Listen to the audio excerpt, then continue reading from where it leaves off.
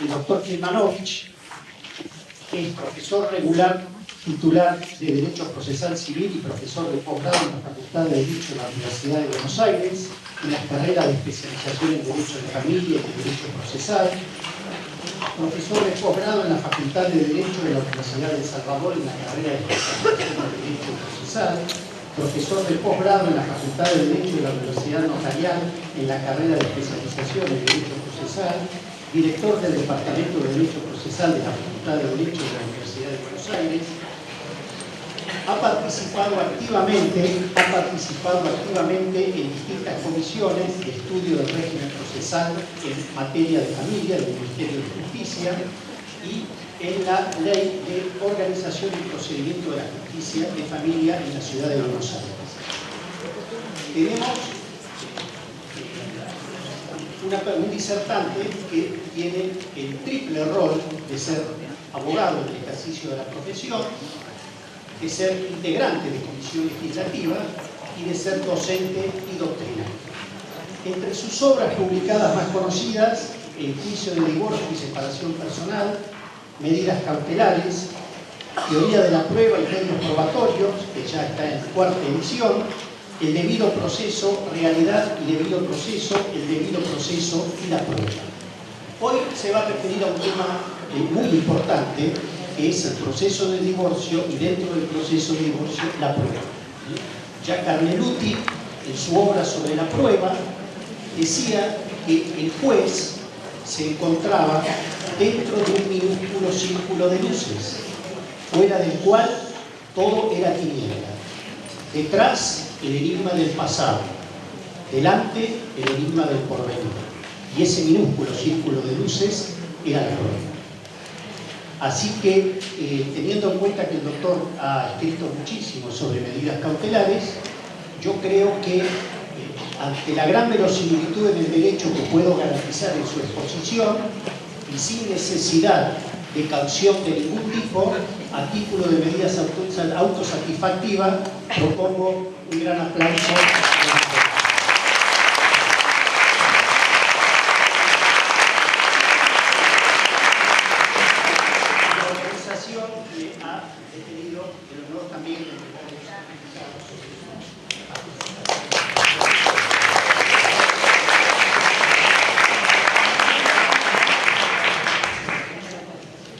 Bueno, buenas noches. En primer lugar, para mí es un honor, placer estar acá.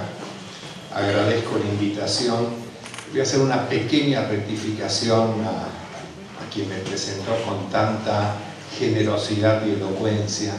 Si bien en algún afiche de esta jornada aparezco hablando del juicio de alimentos, luego aparezco hablando de la prueba. Hoy, en razón de la ausencia de Aida Kemmelmacher, habíamos tratado de hablar del proceso de familia y la cuestión de la prueba. No me imaginaba que también iba a venir a hablar del tema del divorcio. Además de todo, no tengo inconvenientes, lo podemos charlar después. Ahora, son 4 temas. Creo que, no sé, el horario me habían dicho que era de 20 a 21. Pero de cualquier modo, también me dije, ahora hablando en serio, que si ustedes desean, cuando concluya estas reflexiones que podamos hacer, abrir una especie de compás para preguntas. El tema del divorcio es un tema también interesante en el nuevo código. Voy a entrar ya directamente como para poder reservar algunos minutos para esto. En primer lugar, quiero remarcar y además agradecer la presencia de ustedes y además de invitados extranjeros que no son extranjeros, son formalmente extranjeros, Diego, entre otros y demás. Y además, para mí es una ocasión donde celebro que estemos reunidos nada más y nada menos que para hablar del procedimiento de familia. O sea, cuando se ha criticado durante muchos años la supuesta autonomía del proceso de familia, cuando se hablaba de que no había un derecho procesal de familia, sino que había un derecho procesal, y estamos acá reunidos no solo bajo el título de la jornada de Derecho Procesal de Familia, sino para tratar el proceso de familia tal cual aparece regulado en el nuevo Código Civil y Comercial de la Nación. Yo voy a aclarar que lo hago reiteradamente en la capital a raíz de que este código, aunque para algún sector de la doctrina es clarísimo, ha generado en todos los colegios de abogados que yo conozco, todas las universidades de la capital federal y demás, innumerables jornadas, innumerables cursos. Bueno, no es tan claro y es un código que además implica un giro copernicano en un montón de cuestiones que estábamos acostumbrados a resolver o analizar de otra forma. Siempre digo de que no es este el momento de la crítica del código. Primero, para criticar debemos tratar de desentrañar qué es lo que este código dispone, pero como nunca confié en la teoría de Hans Kelsen, de la teoría pura del derecho, de que uno podía referirse al derecho sin ningún aporte subjetivo, seguramente que algo se va a ir deslizando acá. No con el propósito de descalificar la obra. Yo creo que es un excelente código, pero también creo que los códigos, como fue el código de Vélez Arfield, que fue un excelente código y un modelo de códigos en América, es un código que seguramente va a tener que ser retocado y modificado en algunas cuestiones. Bueno, para entrar en el tema, sabemos que nuestra Constitución Nacional, el artículo 121, el artículo 75, inciso 12, uno está acostumbrado a otros incisos del artículo que se refieren a los pactos, establece que es de competencia de las jurisdicciones provinciales el dictado de los códigos de procedimientos. Lo que las provincias no han delegado en la nación son facultades que permanecen en las provincias, y este es un tema que además lo vamos a ir viendo, y lo remarco, pues no es académico, lo vamos a ir analizando cuando veamos la cuestión de cómo regula el código la prueba testimonial en el proceso de familia. La primera pregunta que uno se puede plantear ¿es válido que este Código Civil y Comercial, legislación sustantiva, haya modificado, haya incursionado, haya regulado el procedimiento de familia?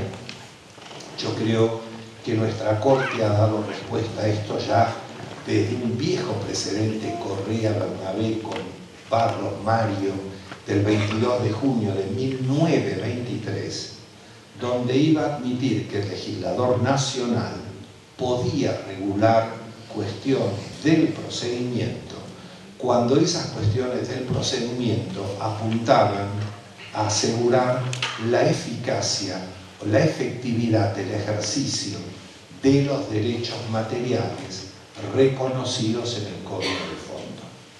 Esto nos lleva a dos cuestiones que incluso explican por qué estamos reunidos acá.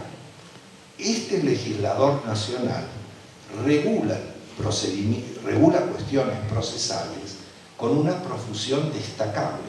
O sea, creo que es el Código Civil y Comercial que más regula temas del procedimiento en la historia de nuestro derecho. Para que tengan una idea, hasta la prioridad del primer embargante aparece regulada en nuestro código. Pero esto explica incluso por qué estamos acá y esta jornada. Justamente porque implica reconocer la enorme e insustituible importancia de lo procesal como elemento para garantizar la efectividad del derecho de familia. Si lo procesal no fuera esencial para el derecho, para el reconocimiento del derecho, cuando este derecho no es acatado espontáneamente, el legislador nacional no lo podría haber regulado en un código de fondo. Entonces, la primera conclusión a la que arribamos es, efectivamente, es verdad que los derechos preexisten al proceso, pero cuando no se observan estos derechos, De poco vale la declaración nominal, aparente y teórica de los códigos cuando se trata de restablecer esas normas que en la práctica y lamentablemente se suelen cada vez menos observar espontáneamente. Esto por un lado, y por el otro lado, la otra conclusión a la cual uno puede arribar es la conveniencia que el legislador nacional ha advertido en uniformar el procedimiento, porque al estar estas reglas, estos principios en un código de fondo, son de obligatoria aplicación en todas las provincias de la República Argentina. Vamos a ver que algunas de estas cuestiones van a implicar grandes cambios en nuestros ordenamientos procesales, algunos no tanto en la provincia de Buenos Aires como lo voy a tratar de explicar aquí, pero vuelvo a insistir, la regulación que hace el Código Civil y Comercial está marcando la importancia de lo procesal y la importancia de uniformar las reglas del procedimiento de familia. Y es así que en el nuevo código, del artículo 705 al 711, se va a regular, se van a establecer, no con, diríamos, con exacto orden o con lo que a juicio de algunos de nosotros sería en forma completa o exhaustiva, los principios del proceso de familia. Una de las primeras cuestiones que se van a plantear seguramente en los tribunales parece un lugar común. ¿Qué es un proceso de familia? Es decir, todos hablamos del proceso de familia, pero una de las cuestiones que va a tener que analizarse es qué se entiende por el proceso de familia, porque solo en la medida que sea un proceso de familia se le van a aplicar aquellos principios a los que yo voy a hacer referencia y que el código señala con, diríamos, cierto casuismo. ¿Por qué menciono el tema de qué es un proceso de familia como si esto pudiera generar algún tipo de inconvenientes? Hasta el 1 de agosto, yo no sé muy bien por qué la vigencia del nuevo código se estableció para un día sábado. Es decir, me hubiera parecido un poco más prolijo para el lunes 13. Pero en este nuevo, hasta la vigencia, la entrada en vigencia del nuevo código, se discutía, por ejemplo, si el proceso de liquidación de la sociedad conyugal del cónyuge fallido se veía o no atraído por el fuero de atracción de la quiebra. Y para algunos tribunales, Sala B, Cámara Comercial, Arditi, 23 de junio del año 2000, se iba a considerar de que el proceso de liquidación de la sociedad conyugal, hoy ya no podemos hablar de sociedad conyugal para no pecar de retrógrados de la comunidad de ganancias. Yo voy a seguir hablando porque son términos de los cuales ya son tremendamente familiares. Iban a resolver que este proceso se veía atraído por la quiebra. ¿Y por qué se veía atraído por la quiebra? Porque no era de familia. Porque los procesos de familia no se ven aprendidos a la luz de la 24.522 y anteriores leyes de quiebras por el fuero de atracción, hoy expresamente previsto en el artículo 717 del Código Civil y Comercial, que prevé que es competente el juez para conocer en el divorcio, el juez del último domicilio, seguimos con alguna deformación terminológica, del demandado, no hay ningún demandado, el del último domicilio conyugal, a opción del actor, no hay ningún actor en el juicio de divorcio, y luego aclara el 717 que en el caso en que se deba proceder a la liquidación de la comunidad de ganancias, será competente de mediar quiebra o concurso del cónyuge el juez que entiende en el proceso concursal.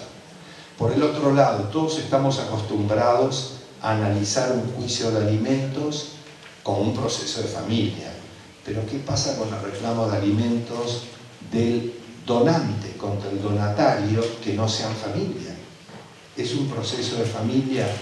No creo que esto genere grandes inconvenientes, pero sí será una cuestión a tener en cuenta en la futura aplicación del código, porque, reitero, no es, las reglas del 705 al 711 son de enorme importancia y algunas implican cambios que realmente implican toda una modificación del sistema.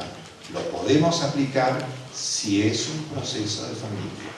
Si no es un proceso de familia, el proceso deberá tramitar por aquellas reglas, por aquellos principios que comúnmente hemos venido aplicando hasta el día de hoy, hasta el día de la vigencia del nuevo código. ¿Cuáles son los principios que prevé el código, el nuevo código? En primer lugar, el código habla de la tutela judicial efectiva. El código en realidad enuncia grandes principios, pero no los define.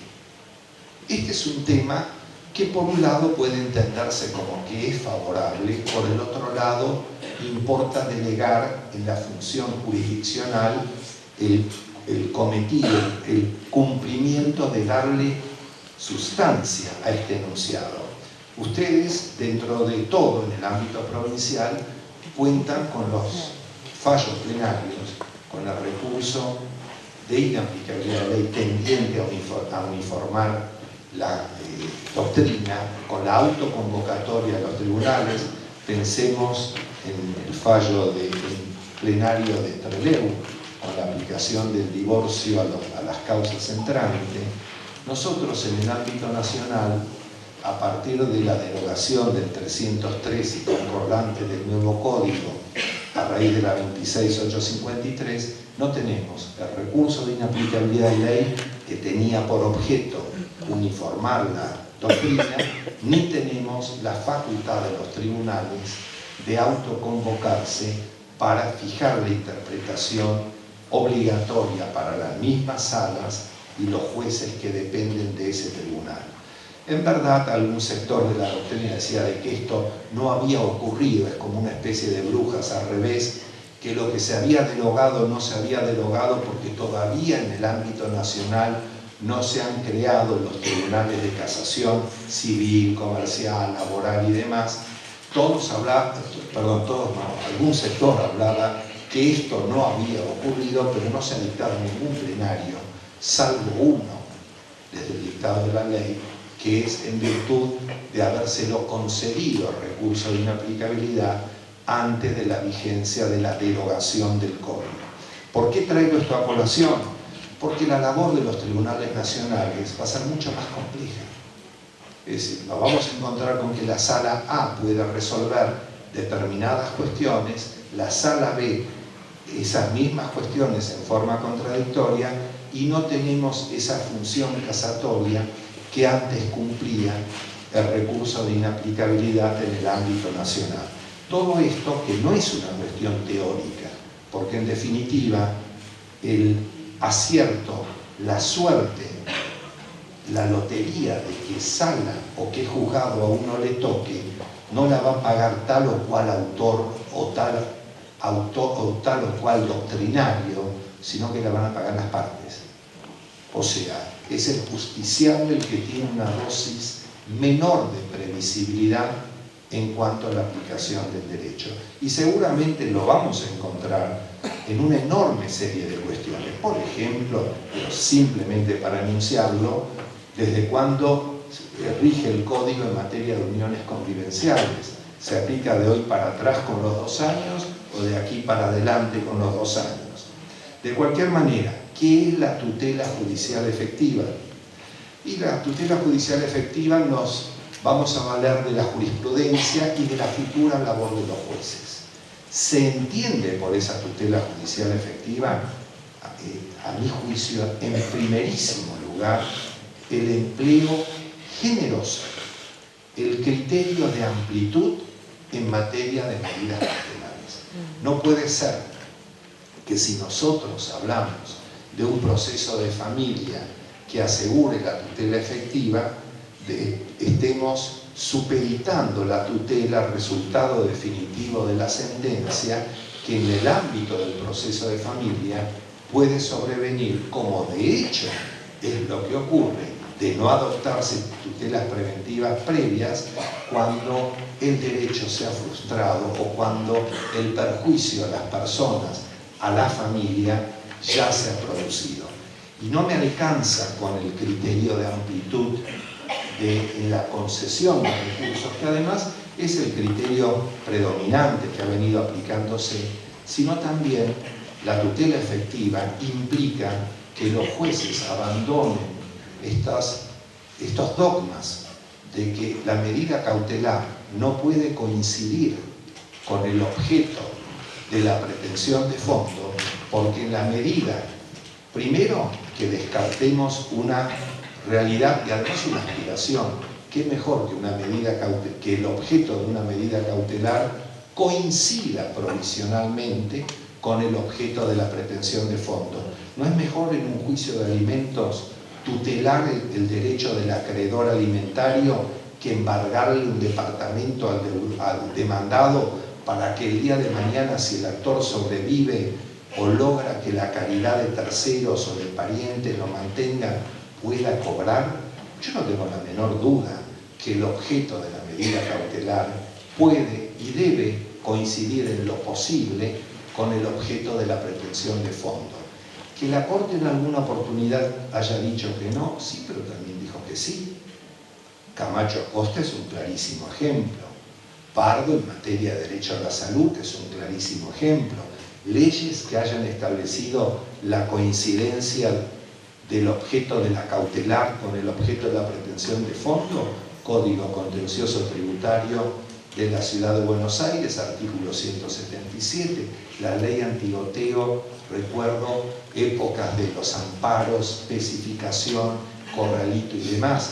Ninguna razón aconseja, y menos que menos, confrontada con la tutela efectiva, el abandono de una medida cautelar porque ese objeto de la medida cautelar coincide materialmente, cuantitativa o cualitativamente con el objeto de la pretensión de fondo. La gratuidad, que la incluyo dentro de la tutela efectiva, aunque no aparece dentro de los principios claramente enunciados en el nuevo código.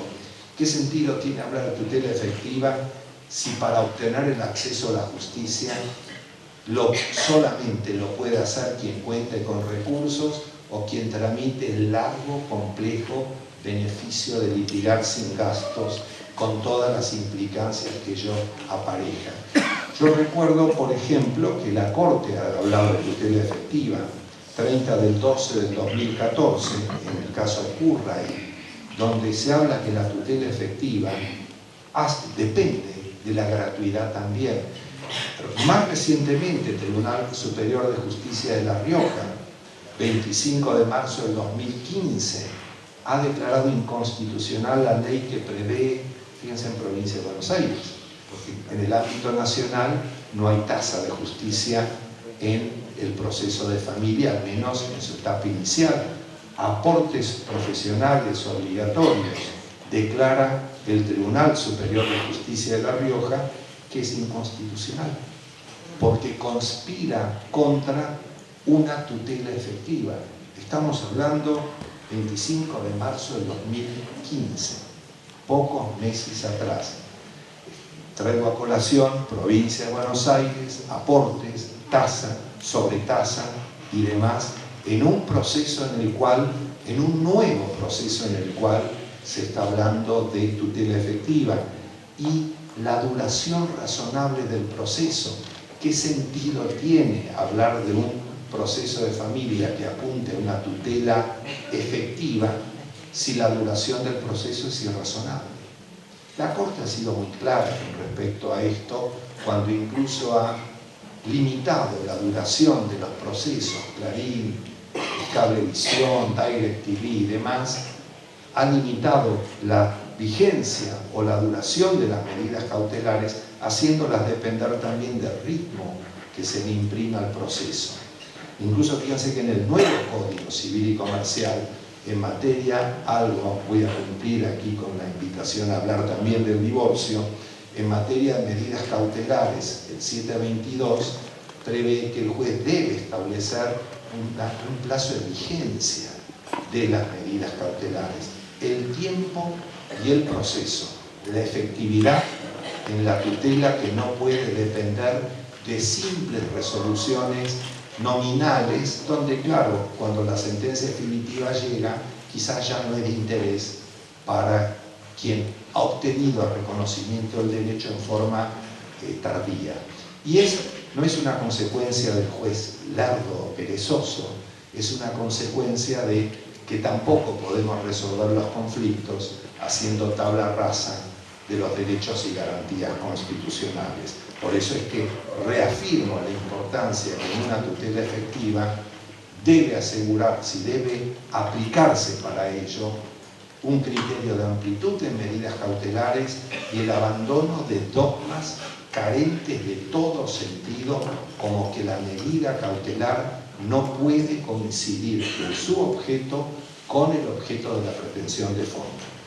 Con respecto al principio de inmediación, no quiero criticar porque además no está mal que lo diga el nuevo código. Bueno, sabemos que la inmediación es uno de los paradigmas de todos los procesos.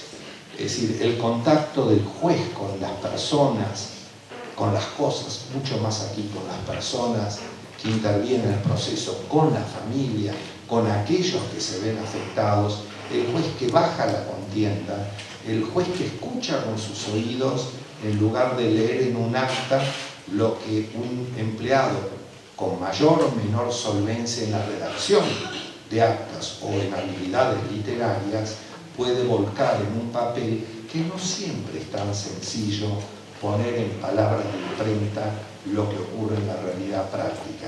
El juez que esté en contacto es el juez que en el ámbito nacional debe presidir la audiencia preliminar bajo pena de nulidad y que debe decretarse la nulidad, pero particularmente en un proceso de familia. Porque además tampoco nos engañemos, hay toda una tendencia a dejar de lado a la prueba confesional, a la absolución de posiciones, socolor de que en las puertas de los tribunales, y lo sabemos todos, los abogados vamos a explicarle a nuestros clientes de que aun cuando no comprendan el español y no se olvide de pedir un intérprete, siquiera balbucee el no, que con el no ya nos salvamos de la confesión o del reconocimiento de hechos perjudiciales. No es lo mismo cuando el juez baja la audiencia, no es lo mismo cuando el juez interroga. Con respecto a otro de los principios, no podía estar ausente, se supone que en el proceso de familia, yo quiero creer que todos los procesos debe observarse la buena fe y la lealtad procesal. Me parece igual adecuado de que se enfatice que en el proceso de familia esto debe estar presente. Creo yo hubiera agregado la probidad que está en nuestros códigos, que es el deber de probidad. Aquí habla de buena fe y lealtad procesal, pero vamos a ser generosos, dando por incluido también el deber de probidad en la conducción que las partes y letrados hacemos en la realización de actos procesales. Y empezamos a tener pequeños pero grandes cambios. La oficiosidad de impulso. Es verdad que en provincia de Buenos Aires, y lo digo con todo respeto, en realidad la caducidad de instancia no existe. Es, si ya alguien, un juez le decreta la perención o caducidad de instancia, es porque realmente, o sea, inició el proceso, se fue de vacaciones por largos años, cuando le seguían llegando cédulas intimándolo a reactivar, seguía de vacaciones o desatendía por el conflicto del proceso. Pero en el ámbito nacional esto no ocurre. Nosotros no tenemos la salvaguarda de que uno es inactivo, pero antes de que le decreten la caducidad, con carácter previo hay que intimarlo para que uno se despierte en empiece a mover un poco el expediente, se dé cuenta que algo puede llegar a pasar. El nuevo código prevé que el impulso del procedimiento está a cargo del juez. No es que el juez puede, el juez debe impulsar el procedimiento. Ha desaparecido, para alegría de varios colegios de abogados, me refiero de la capital federal, la caducidad de instancias, pero ojo que el regalo no es completo, porque en realidad el impulso procesal a cargo del juez, que excluye la caducidad por prevención de instancia, es así en tanto y en cuanto no se trate de un proceso de familia en el que intervengan personas mayores y en asunto exclusivamente patrimonial. Porque si es un proceso de familia entre mayorcitos y en asuntos patrimoniales, hay que cuidarse. No acá en provincia de Buenos Aires, con el código de ustedes realmente no, pero en Capital Federal, en el ámbito nacional, hay que cuidarse, salvo que se trate de una relación de derecho indisponible, por ejemplo, derechos y garantías de los niños, niñas y adolescentes a la luz del artículo 2 de la 26061. ¿Qué pasa con respecto a la oficiosidad en materia de la prueba? Acá entramos en un terreno donde la reforma en realidad quedó bien con Dios y con el diablo, porque lo que va a prever el 709 es que el juez puede ordenar prueba de oficio. Este puede es un puede relativo, es puede cuando no debe, porque en materia de derechos de niñas, niños y adolescentes, en la 26061, yo tengo la opinión de que no estamos dentro de un proceso dispositivo, sino que estamos dentro de un proceso inquisitivo. El artículo 2 dice que son derechos indisponibles, irrenunciables, de orden público. No me imagino un juez que diga que debe hacer observar derechos en los que está interesado el orden público, diga, no, pero mire, como no ofreció tal o cual prueba, yo no la ordeno. De cualquier manera, creo que en esto el código se ha quedado en la mitad de un camino en materia de la prueba. Creo que si había impulso procesal de oficio en todos los procesos en los que no intervinieran mayores en asunto extrapatrimonial, yo hubiera llegado a un punto adelante. Sé que esto en Santa Fe, bueno, para algunos colegas nuestros procesalistas va a sonar como una herejía, pero en un proceso de familia inquisitivo, y la mayoría de los procesos de familia, la verdad, no creo que sea una herejía que el juez pueda ordenar prueba de oficio, aun cuando esto implica, por supuesto, abandonar el viejo el sistema dispositivo ultranza, que igual ya está siendo abandonado por otras cuestiones. La oralidad. En materia de oralidad, bueno, la oralidad no nos dice en qué consiste la oralidad. La oralidad pura es, a mi juicio, opinión personal mía, contraria a la tutela efectiva. Ustedes con la 13.634 de procedimiento de familia, con la 11.453, la oralidad pura implica de que en realidad no debe haber doble instancia, no quedan constancias de los actos realizados en presencia del tribunal, uno de los defectos que contiene la 13.634, porque es un procedimiento de familia de doble instancia y muchos de los jueces de familia, no hablo de Mar del Plata que lo ignoro, además no quiero que sea la última vez que me puedan invitar acá, pero en algunos otros departamentos, Gran Buenos Aires y demás, para no tener problemas, no se deja constancia de lo sucedido en el ámbito de la vista de causa, con lo cual, ¿de qué me sirve el recurso de apelación de la 13.634 cuando no queda constancia de lo que declararon testigos, partes y peritos en la audiencia de vista de causa? Es verdad, y alguno de ustedes me podrá decir, aquí se aclaró que yo además litigo, que uno puede estar en la audiencia y pedir en la audiencia, como en algún programa televisivo, que deje constancia en actas y demás, pero también no nos engañemos que cuando uno está está en una audiencia de vista de causa de 4 o 5 horas y cada 2 minutos le dice al juez o al secretario que deje constancia en el acta, ya me empiezan a mirar con esas miradas donde uno dice, ¿qué hago? ¿Sigo pidiendo que quede la constancia en el acta o me expongo a que me echen del tribunal? Por supuesto yo opto por la primera alternativa, pero está mal porque la oralidad pura no existe. Ciertos actos procesales pueden ser orales, pero los actos constitutivos del proceso, el aporte probatorio, debe constar en escrito, debe volverse un sistema de oralidad actuada. Lo que debemos hacer es quizás gastar un poco menos en subsidios para determinadas cosas, comprar medios de registro de audiovisuales como para que lo que ocurre en la audiencia, las cámaras de filmación, aclaro que yo no vendo cámaras, o sea que tengo un comentario incidental.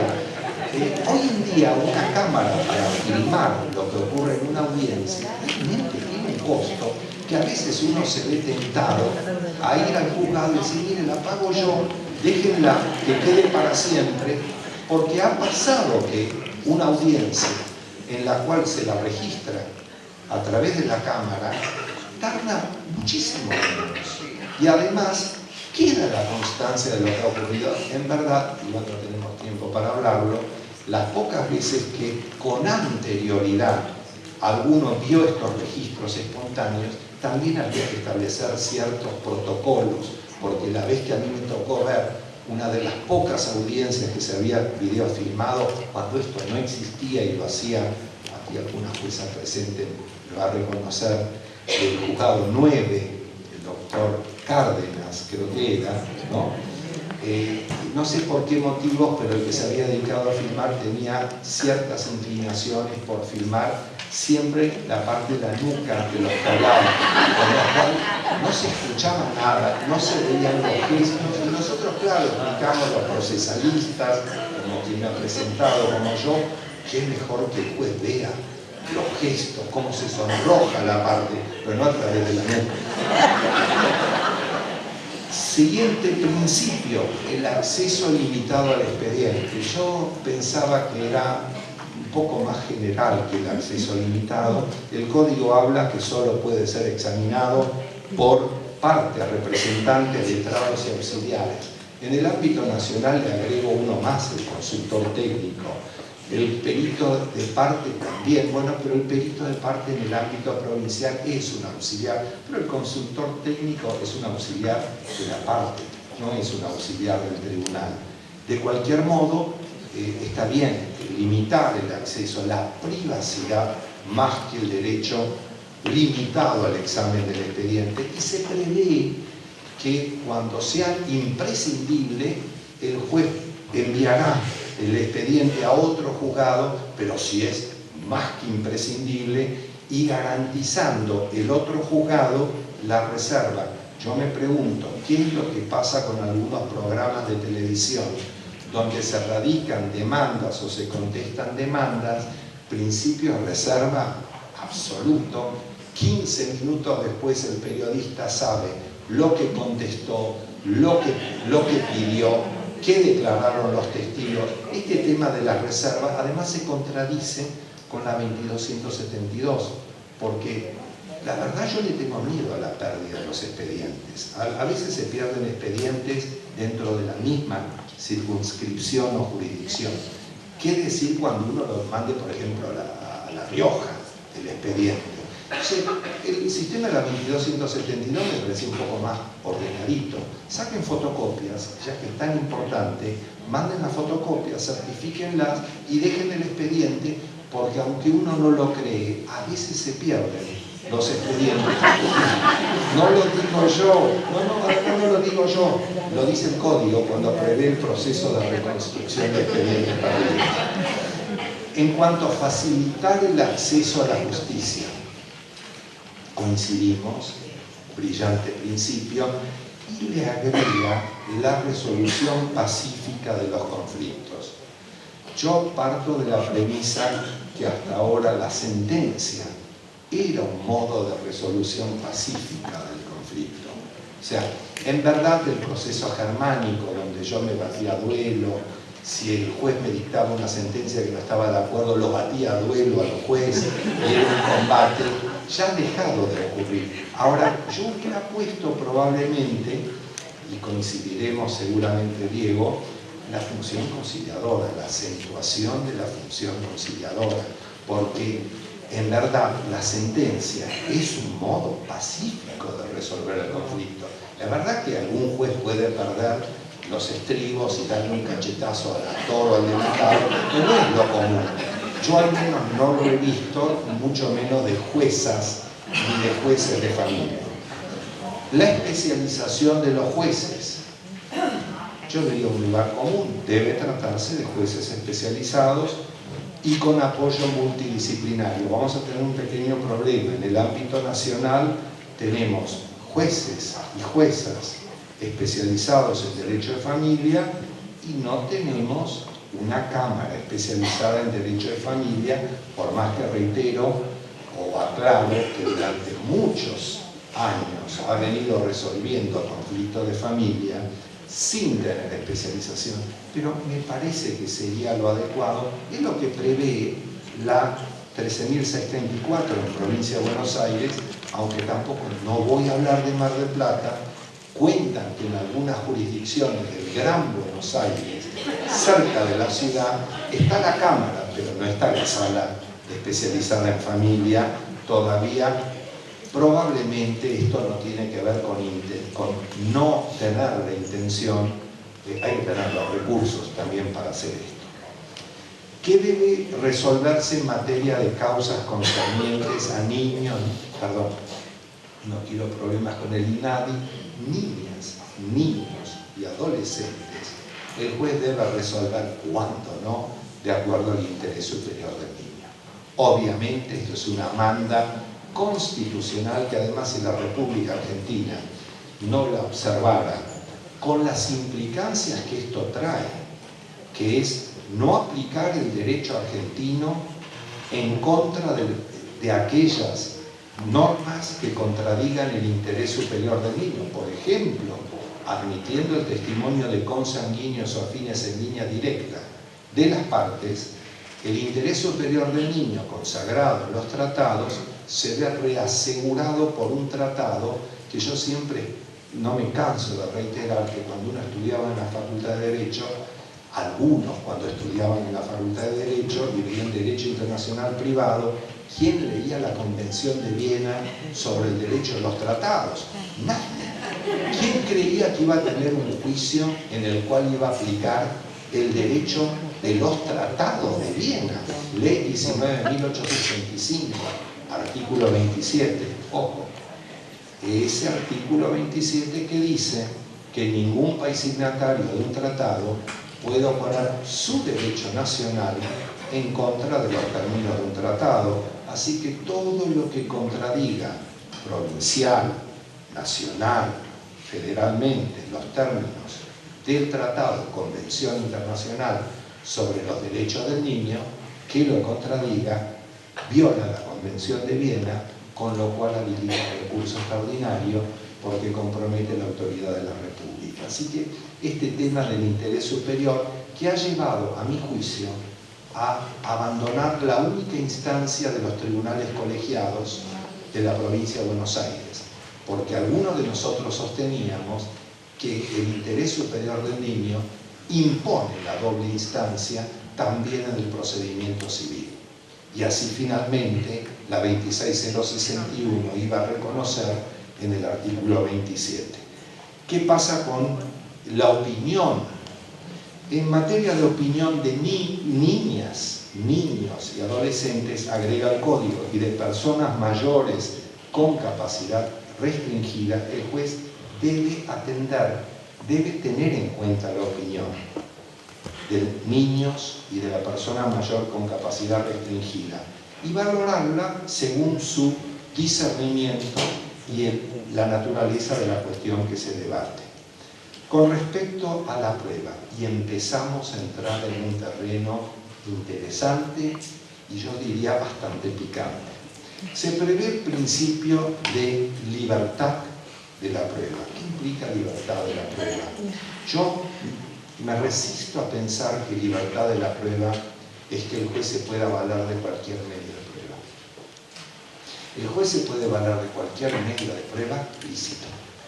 El juez se puede valer de los medios de prueba que están específicamente previstos en el código y de aquellos que no están específicamente previstos en el código y a los cuales se le va a aplicar por analogía las reglas de los que les resulten más similares. En el ámbito del Código de la Provincia de Buenos Aires lo prevé expresamente como el nacional, en el 376 del Código, en el ámbito nacional, en el 378. Libertad es libertad dentro de la legalidad. Un tribunal no puede resolver un conflicto ni de familia, ni de no familia, de cualquier manera. No podría admitirse el empleo del pentotal sódico o de que las partes acuerden. Yo siempre recuerdo un programa de televisión que no voy a dar nombre, creo que estaba en Canal 9, que había una especie de polígrafo, que en una caja de madera, ustedes se atan cabo, lo van a sacar, una especie de detector de mentiras. Yo no me imagino que un tribunal pueda resolver un conflicto donde actor y demandado resuelven emborracharse o drogarse o someterse a la maquinita de madera, y en función de esto el juez dice, bueno, tiene razón el actor o tiene razón el demandado. Libertad es esto. Lo que ocurre es que dentro de esa libertad está también en modificar culturalmente ciertas pautas. Si yo ofrezco en un juicio ordinario en el ámbito nacional más de 8 testigos, es el juez quien puede autorizarme 9, 10, 11 y 12, si resultan necesarios. Pero si dentro de los 8 testigos que yo ofrezco, uno de ellos es al solo efecto de reconocimiento de firma, cosa que hacemos a diario, ese tercero, citado al solo efecto de reconocimiento de firma, no es testigo.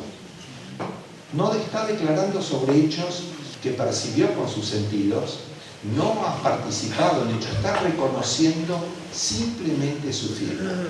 Libertad es libertad dentro del sistema de la licitud, que no ofenda la moral, la libertad personal de los litigantes, la libertad personal de terceros, pero no es violar la ley.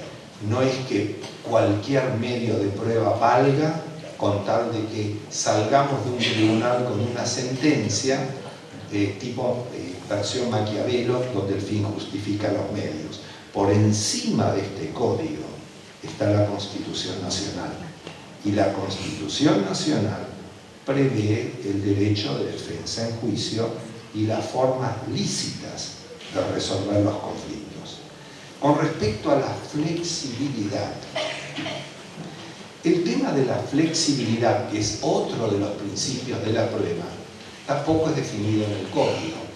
Yo me valgo de la 13.634, antes 11.453, cuando en el código establece en el 841, el Código de la Provincia de Buenos Aires, que el demandado, al contestar demanda, se olvidaron el actor dentro del 5.º día de que contestó la demanda el demandado, y lo propio con la reconvención, puede oponerse a las pruebas ofrecidas. Vamos a hacerlo fácil. El demandado, al contestar demanda nada más, a las pruebas ofrecidas por el actor, no solo por los supuestos clásicos comunes de los códigos, por tratarse de medios superfluos, dilatorios, inconducentes, sino también, dice el 841, innecesariamente onerosos. Este tema del 841 de la provincia marca la flexibilidad. En verdad, el valor de un inmueble para establecer la capacidad patrimonial del deudor alimentario lo debería determinar un perito tasador o un perito agrónomo de acuerdo a la naturaleza del bien. Pero ¿qué ocurre? Es muchísimo más caro que un pedido de informes a la inmobiliaria de la zona donde se encuentra el inmueble, o un pedido de informes a la Cámara de la Construcción para que nos diga más o menos cuánto vale el metro cuadrado. Este tema de la flexibilidad implica que el juez deba adaptar el material probatorio, teniendo en cuenta la efectividad de la tutela, flexibilizando el principio de originalidad de la prueba. No es verdad que el único medio de prueba para probar la autenticidad de la firma sea una pericia caligráfica. No es verdad, no lo era con el viejo Código Civil, no lo es con el nuevo Código. Hay otros, por supuesto que hay otros medios de prueba. Piensen ustedes si no se pudiera llevar a cabo la formación de cuerpo de escritura o la producción de una pericia caligráfica, se ha admitido prueba testimonial. Es esta flexibilidad que lleva a que en materia de proceso de familia se abandone la rigidez del derecho procesal, reitero, en la medida que no se viole la ley ni se viole el derecho de defensa en juicio. No se trata de un proceso en el cual para resolver rapidito valga la pena, valga cualquier tipo de acto procesal. Y por último, el principio de amplitud de la prueba. El principio de amplitud de la prueba que doctrinariamente nos hemos esforzado por definirlo a lo largo de todos estos años, el Código tampoco lo define. De cualquier manera, el principio de amplitud de la prueba sí recoge una fecunda labor de los tribunales. Los tribunales han sido creativos en esto. Y la doctrina ha aportado de que frente a la duda entre si declarar la cuestión de puro derecho o disponer la apertura a prueba, el juez debe disponer la apertura a prueba. La declaración de puro derecho daña, causa perjuicio, por eso es apelable. La apertura a prueba de un proceso no causa perjuicio, puede ocasionar demoras. Si el juez está tremendamente preocupado por las demoras que ocasionan la superflua producción de prueba, siempre puede depurarla bajando la audiencia, acelerando los nos de las pruebas confesionales con la prueba, con el interrogatorio de oficio que él puede conducir. El tema de amplitud de la prueba además determina que en la duda sobre si un medio de prueba procede o no procede, debe estarse por la procedencia de la prueba. Probar de más no daña. No dar por descontado que algo está probado daña, porque el juez va a tener por cierto un hecho que las partes han controvertido o que pretenden controvertir. Como tengo 10 minutos en un pequeño cartelito tenía miedo que no lo pudiera ver. Bueno, en materia de amplitud de la prueba, decíamos, la van a encontrar, por ejemplo, y esto es muy importante, en el 579 del nuevo Código, donde se prevé que si no hay posibilidad de producir la pericia genética porque no colabora, como suele ocurrir, se va a producir con los parientes por naturaleza hasta el segundo grado, prefiriendo el más próximo, y que si no se puede hacer, la negativa del renuente será tomada como indicio grave. Ojo que regula de una manera distinta, y alguna jueza que está aquí presente recordará, porque hago también la alusión, las consecuencias cuando se trata de negativa de sucesores del presunto progenitor. Pero cuando es el progenitor el que se niega, negativa implica indicio grave. ¿Qué implica el principio de amplitud de la prueba?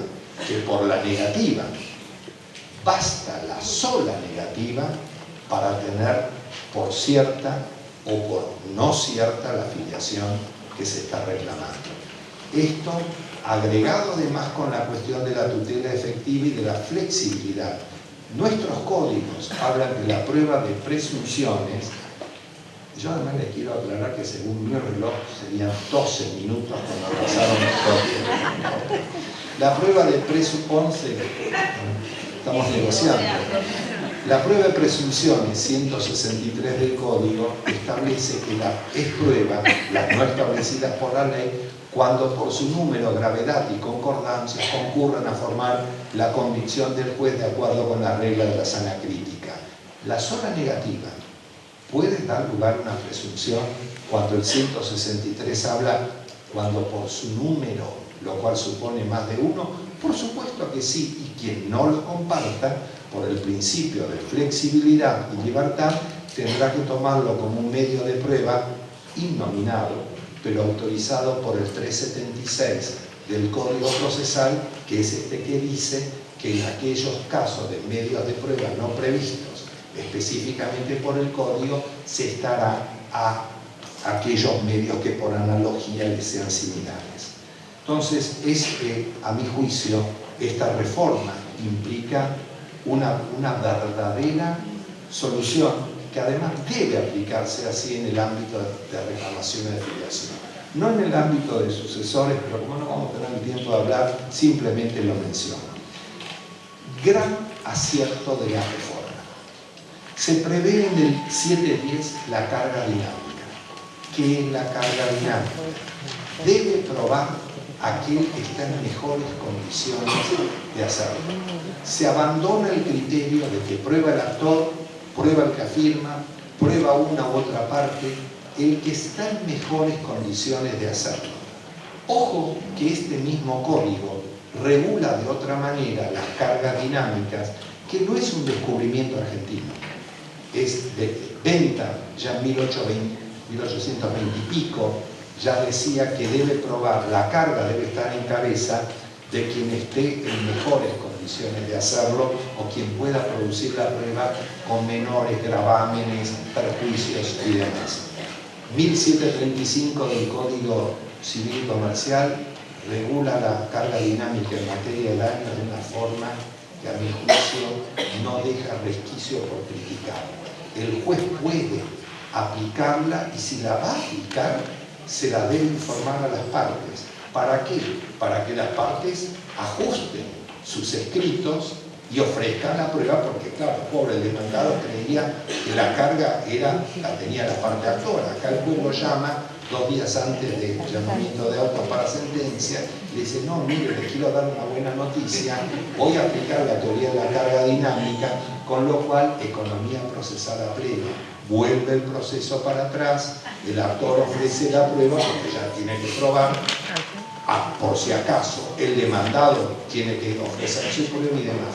Y además habla de distribuir la carga, con lo cual en el proceso de familia todo actor y demandado a partir del sábado 1 de agosto sabe que debe ofrecer la prueba y que el juez va a resolver el conflicto en función de la teoría de las cargas dinámicas.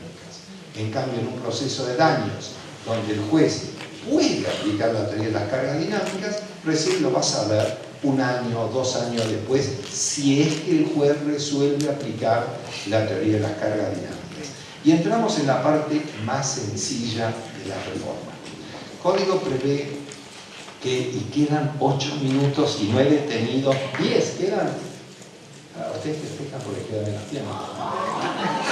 Nunca me ha pasado esto, pero no importa, sigo con los 8 minutos, 10. El código prevé, esto ya ha dado lugar a polémica, y no es académico, no es una cuestión teórica, prevé que los parientes y los allegados pueden ser testigos.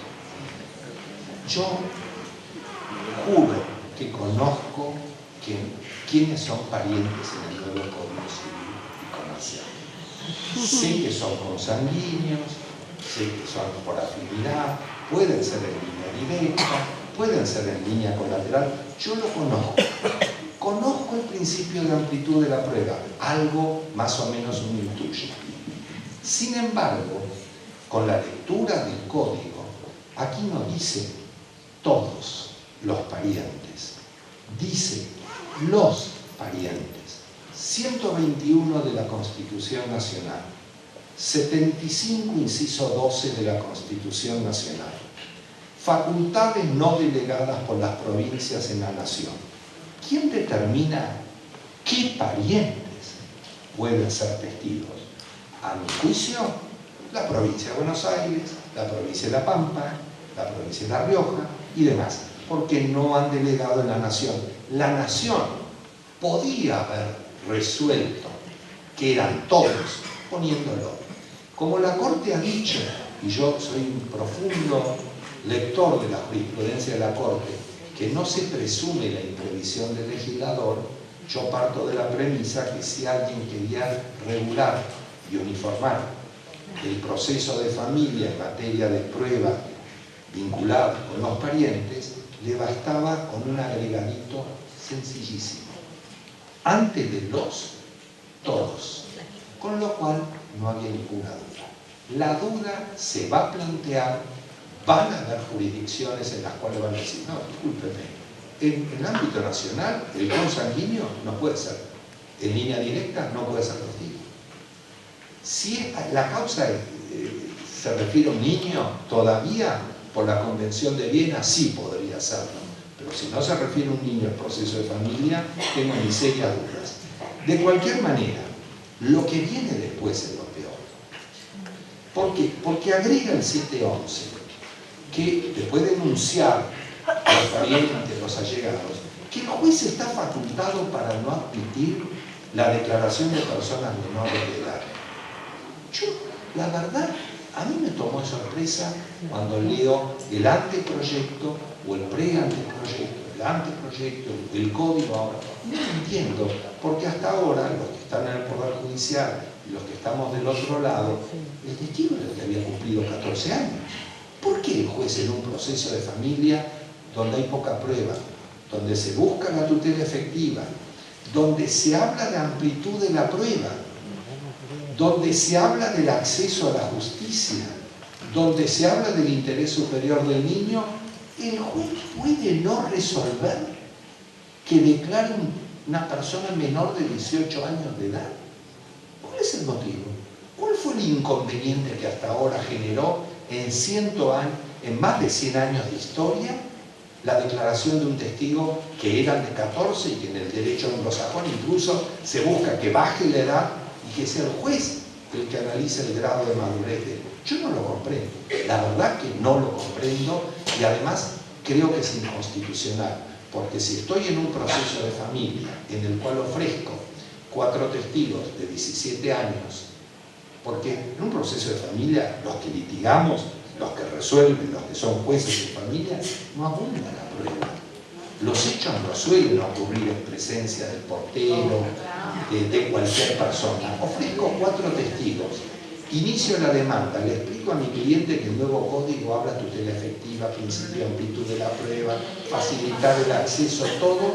Llego el día de la audiencia, los testigos, que nadie además quiere ser testigo, porque no sé la experiencia en Mar del Plata, si la gente arde en deseo de declarar, el presentismo, ir a declarar, además aire acondicionado en las audiencias, siempre hay algo para tomar. Mi mujer que está acá me preguntaba si los invitaban un vaso de agua o algo, pero yo me imagino, ofrezco los 4 testigos y me encuentro con el juez y me dice, ¿sabe qué, Kirmanovich? Me parece interesante lo que usted dijo en Mar del Plata, o lo que usted escribió. No admito la declaración de los 4 testigos. Me quedé sin prueba. O tendré que ofrecer 4 menores y en previsión de que los 4 menores no sean admitidos, otros 4. Debo tener, como en un armario de testigos, como en Roma, que uno compraba testigos hasta que se prohibió el testimonio único, tener preparados más. Y además no termina acá, porque agrega. También el juez puede autorizar a que no declaren a los parientes que se niegan a prestar declaraciones por motivos fundados. Yo ya me imagino lo que va a ocurrir en tribunales. Quizás tengo una visión muy pesimista de muchos parientes, pero no sé cuánta gente está ansiosa por ir a declarar contra uno de los parientes en el proceso. ¿Cuáles son los motivos fundados? No creo que sea que le duele la cabeza, porque con ese criterio no declara el mayor, el no pariente y demás. Si ofrezco 2 menores y 2 parientes, tengo que ofrecer un reemplazo de ellos, porque capaz que los parientes no quieren declarar y el juez hace que no declaren. Realmente no lo comparto. Creo que en esta materia hay un error, creo que debió mantenerse el código y la declaración, código procesal, que el testigo menor, pero mayor de 14 años, puede ser testigo. Además, tampoco comprendo en este código, donde el niño puede demandar por alimentos simplemente con patrocinio letrado y que parezca maduro y cierto discernimiento, y el patrocinio letrado, que es un poco la segunda versión de quedar bien con Dios y con el diablo. ¿Alguien conoce el juicio de alimentos sin patrocinio letrado? Yo no lo conozco porque es obligatorio por el artículo 56. O sea que cuando dice el niño puede demandar a los progenitores en tanto tenga cierta madurez y patrocinio letrado, ¿cómo este niño puede ser actor y no puede ser testigo? A criterio del juez. Por último, y así para terminar, porque me faltan 2 minutos de los 10, todo lo que yo dije es correcto si no hay una disposición legal que diga lo contrario. No es un dicho mío, es el 705 del Código. El 705 del Código dice que todo este capítulo, de todos los principios, de la carga dinámica, etcétera, regirá salvo, dice textual, sin perjuicio de que la ley disponga en casos específicos. Por ejemplo, en materia de la prueba, en los reclamos del hijo mayor de 18, menor de 21, contra el progenitor, el que debe probar es el demandado, no es el hijo, aunque el hijo sea un eximio jugador de fútbol en algún equipo español y gane fortunas, con lo cual está en mejores condiciones de probar que es un pobre, alguien que gana fortunas, que explique qué pasa con esas fortunas. Sin embargo, el 658 prevé que tiene la carga de probar, que tiene medios para autosustentarse. El hijo es el demandado, el progenitor demandado, no quien está en mejores condiciones de probar. El pariente que reclama alimentos, él debe probar que no tiene medios, no importa quién esté en mejores condiciones. Y una figura, y con esto concluyo, de una carga procesal que se ha previsto en el 546, que es el demandado en el juicio de alimentos, es quien debe probar si pretende que otro pariente concurra con él la existencia de un pariente en igual grado que él, o si pretende que se lo desplace por otro que está en grado más próximo, él debe probar que existe un pariente en grado más próximo que él. Fíjense dónde lo debe probar: en el juicio de alimentos, tanto en la provincia de Buenos Aires como en el ámbito nacional. No hay contestación de demanda en el juicio de alimentos. El juicio de alimentos se concluye y se estructura a partir del ofrecimiento de prueba. En realidad, desde el sábado primero, cuando uno ofrezca la prueba, si quiere que el pariente que está en igual grado, los abuelos maternos demandados, que quieren que los abuelos paternos concurran con el deber alimentario, deben pedirlo al ofrecer la prueba, porque desapareció del nuevo código el incidente de coparticipación y porque el 546 dice que es una carga, y carga implica, en términos técnicos jurídicos, un imperativo que si no se cumple se perjudica a uno en su propio interés. ¿Qué vendría a significar? Que si yo no los pido a tomar intervención en el juicio de alimentos, que concurran, por ejemplo, los abuelitos maternos, o que concurra fulano de tal para yo verme desplazado, falta de legitimación pasiva para yo ser demandado, no lo puedo hacer después. Esto es lo que prevé el nuevo código. Gracias por su atención y quedo a disposición.